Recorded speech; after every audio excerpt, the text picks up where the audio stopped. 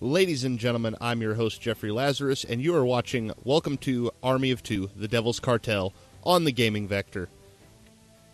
This is the demo for the upcoming game developed by Visceral Games and published by Electronic Arts, the sequel to 2010's Army of Two, The 40th Day, and the third game in the Army of Two franchise.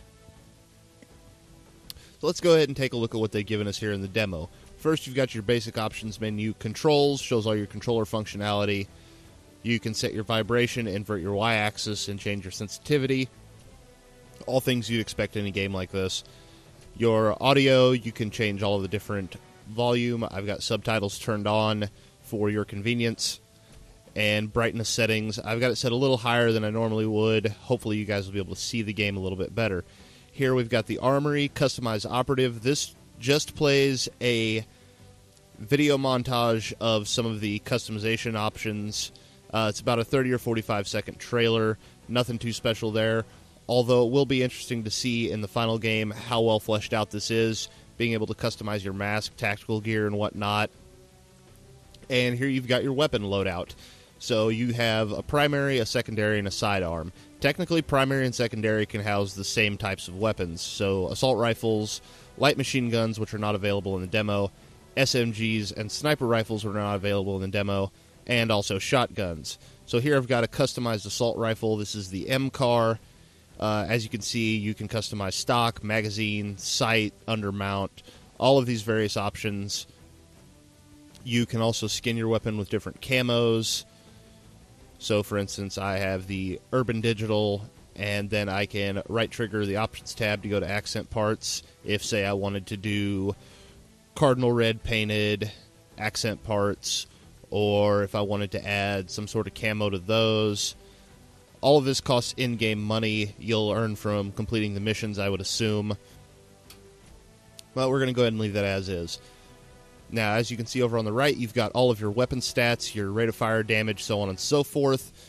You also have your optional attachments down there at the bottom to tell you, hey, you can get an assault shield, grenade launcher, laser sight, so on and so forth. You also have the aggro stat. Now, for those who haven't played Army of Two, aggro is fairly important. Since this is a co-op game at its core, you can have one player build their weapons to be very aggressive and hold a lot of aggro. So, light machine guns tend to do that. RPGs and weapons such as that tend to hold a lot of aggro, which makes the other player almost invisible to the enemy, allowing them to sneak around with, say, silenced weapons or come up and flank with a shotgun and do massive damage from the side, breaking the enemy's cover. So also what we have here, we have a test firing range. Press Y, it loads up immediately, and I can go and test fire my weapon. You've got 3 targets to shoot at here. Nothing too special, but I'm glad that it's in here because it allows you to see if the weapon that you've built is something that's to your liking. You can check out your reload speed. You can check out how accurate it is, how much kick it's going to have. Now, this is one thing. This game is not a very realistic game, so say I put my target dead center here, I start pulling the trigger. Yes, there's reticle bloom. Yes, there's a bit of kick, but for the most part, you're going to stay on target. So aim for center mass, you'll hit pretty much every time. Your guns don't really kick all over the place.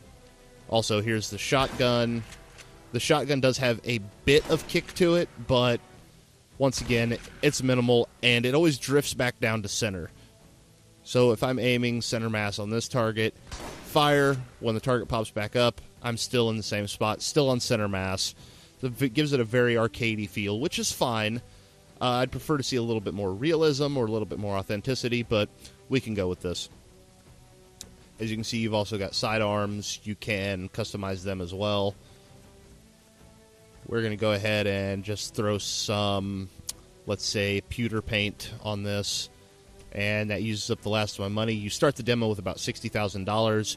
It's enough to fully customize your weapons and make some pretty nice firearms here. Like you can see, I've got a fully customized shotgun. It's got a reload stock. It's got a magazine upgrade, so on and so forth. So let's go ahead and back out of here, and we'll jump into the missions. We've got solo, split screen, and Xbox Live functionality in the demo. That's nice to see. You can check out the co-op functions if you have someone to play with. I'm going to be taking a look at solo today because While this game is built for co-op, you can play it solo, and we want to see how the friendly AI works as well. So we're going to go ahead and go into solo. Once again, you've got your loadout. You can go right into there from the lobby. Customize operative, once again, still just the video, but you can go directly there from the lobby, and once the game actually launches, it'll be nice to not have to back completely out of the lobby to the main menu in order to do these sort of things. Also, you can press the back button to decrease or increase your difficulty. We're going to leave it on medium for the purposes of this demo. We're going to go ahead and start game, and we'll get a short video before we actually get to start gameplay. Enjoy.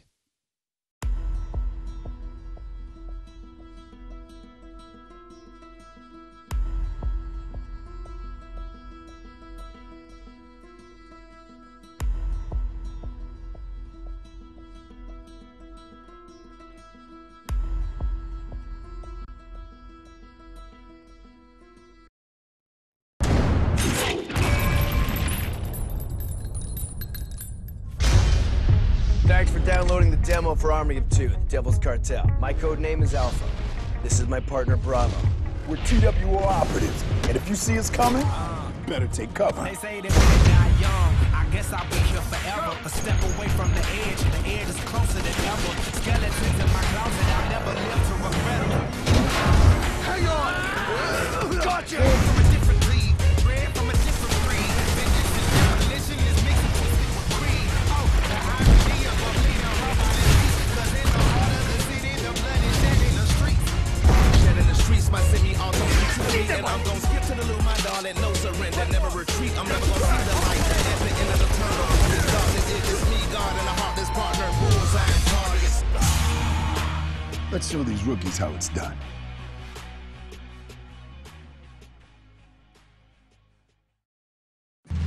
Algo no está bien. Sí, me está preocupando. Mantente como un soldado, cabrón. De la chingada. Soy más soldado que tú, güey. Pues entonces compórtate como uno. Vete mucho a la chingada. ¡Vas por ustedes! ¡Vas a morir!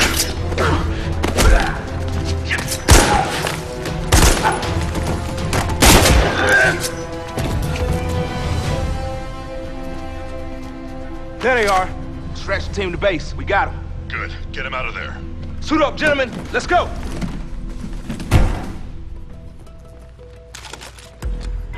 Chewie, Baker! We could use some help in here! Roger that. We right outside. Right behind you. No way. That's the chopper en route for extraction. You two better be on it. How sweet. Ria's got us a limo. You wanna help? Get to the roof and get your asses on that chopper. Alright, so now we finally get to the gameplay here.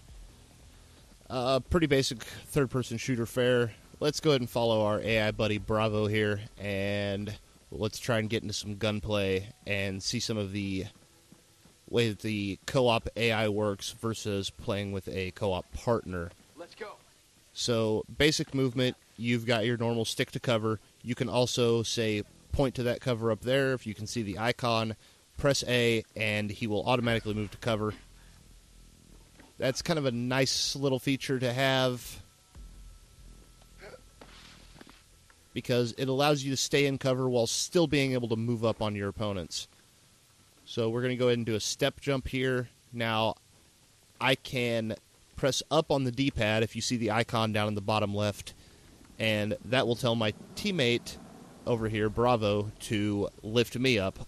Alternatively, I can hold down X and boost him up, and then he will pull me up the wall. So we move into cover over here, and as you can see, once again, the D-pad icon, I can press down and have him throw a grenade into the group of enemies.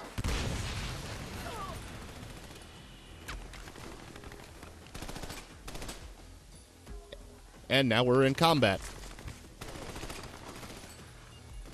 As you can see, you get bonus points for things like co-op combos, you get points for partner kills, for distractions, and things of that nature. I'm assuming that this will help you earn money in the long run to get better weapons, and oh, there's a guy right there, to get better weapons and better upgrades and also possibly more customization options for your character. Just going to lob a grenade over there. Grenades are on your right bumper. That was a miss. Let's throw one a little bit closer. See if we can't deal with these guys. Surprise, multi-kill times 3. As you can see, more points multipliers. Very arcadey feeling game. Nothing wrong with that. And also great for co-op because you don't have to think a whole lot about it. Now, you can see my partner's wounded. This is actually the first time I've seen this happen. Typically, he has managed to stay out of the line of fire for the most part. As you can see, you've got your basic pick up your partner. And just moving through the room, taking out enemies. It's very much a pop and stop shooter, as you would expect.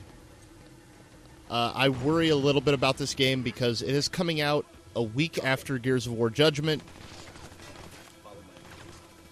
And it also comes out the same day as BioShock Infinite. And to be fair, while the game is good from what I've seen so far, there's nothing terribly special about it. It's got the co-op elements, but Gears of War has co-op. It's got fairly decent arcade-style shooting, but the shooting in Gears of War has always been solid, and BioShock looks to be a really great game, so that makes me a little worried about this game's release. Let's go ahead and look here. Either I can hold down X to breach this door, or I can take cover, press up on the D-pad, and have my partner breach the door. So, once again, more ways to use your partner, use your AI partner as you would use a regular co-op partner. Have him throw a grenade out, take those guys out, do a little more shooting here.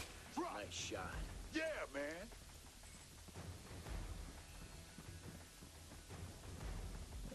And we're going to try once again, boost him over this wall here, and just show you that things may not always go as planned in this game. So I'll boost him over the wall here, and as you can see, he breaks through and falls through the floor. Nothing terribly impressive about the physics there, anything like that. But now, he's down on the ground level, enemies are swarming in, and I have to cover him. So this is one of the points where you get separated from your partner in one way or another. And you have to kind of help each other out. For instance, I can provide cover fire, or I can just fire off and draw aggro away from him, have the enemies focus up here on me, so that he can move around down there to maybe pick off guys with silenced weapons, or something of that nature. Maybe he can flank them with a shotgun. It all depends on your play style between you and your partner. You can see there I get a flank kill, more bonus points. We'll chuck a grenade over there, see if we can't deal with these guys.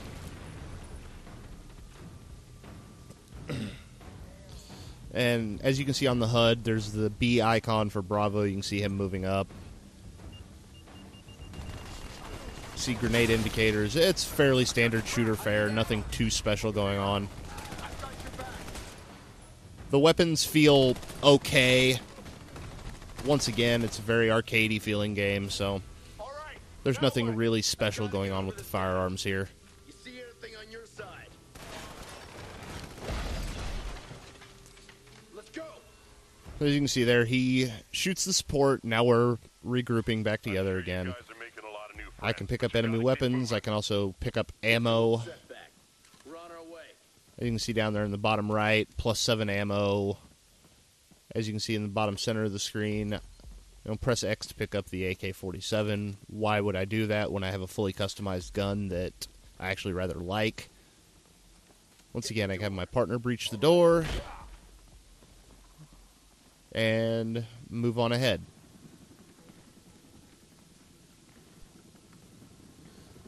And once again, another breach of the door. Chopper incoming. You girls ought to keep your heads down.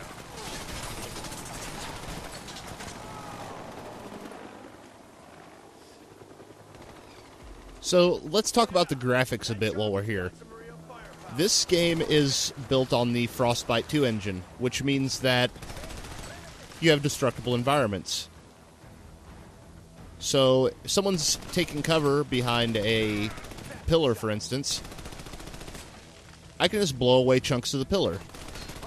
However, this table, for whatever reason, can't seem to shoot through it. It's a little wonky in that respect. As far as the graphics go, nothing spectacular. As we've seen in a lot of modern military-style shooters, lots of browns, lots of dark colors. Got some graffiti on the walls. Textures are nothing really special. Now, if you look over on the right side of the screen there, you see it's prompting me to press left bumper. And this is overkill mode.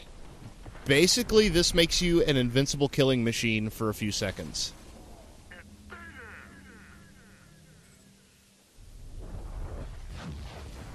And you can turn it back off at will.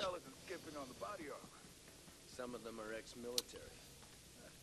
Guess the pay is better. Hey, what's keeping you So, overkill mode, once again, makes the game even more arcadey, because you can basically become completely invincible for a few seconds. Now, here we've got another breach scenario. This one is kind of like the breaches you've seen in Call of Duty, where you kind of get slow-mo and just gun down everybody that's in your way. Just kick in the door and spray everybody down. Flawless breach bonus.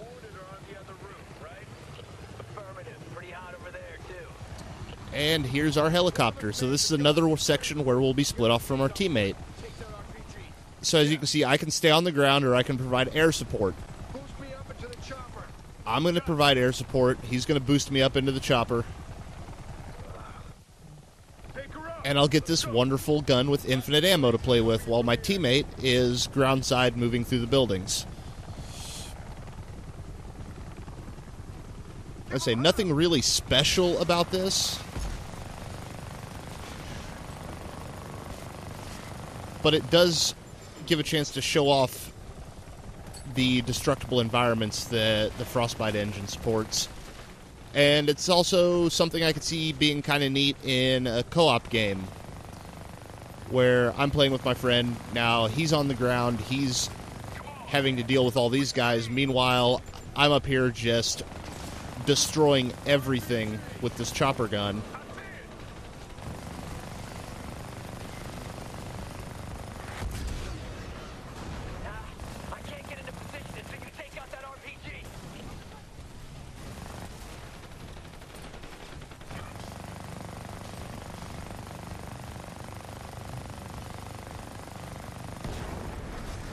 They blow up that fuel tank, do some extra damage.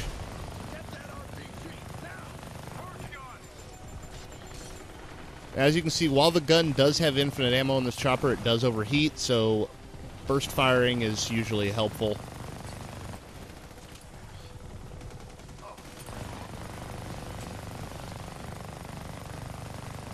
And just point multipliers popping up everywhere.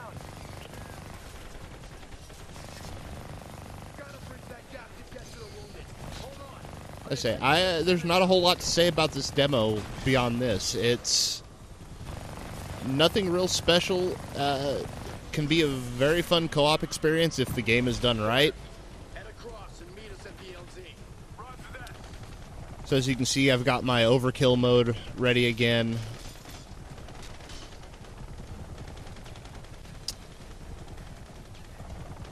And we are waiting. More enemies to kill. Blow up those barrels. Take all of them out. Blow up that fuel tank. Take out some more guys.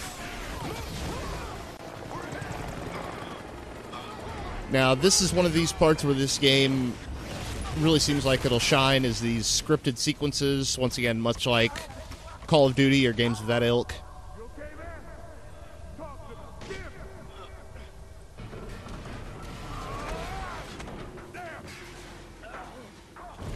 I can see these being really awesome and thrilling with a second player if, you know, your life basically hangs in their balance and vice versa. And once again, that action hero moment of infinite ammo and a pistol shooting down a helicopter. What would you expect from a game like this?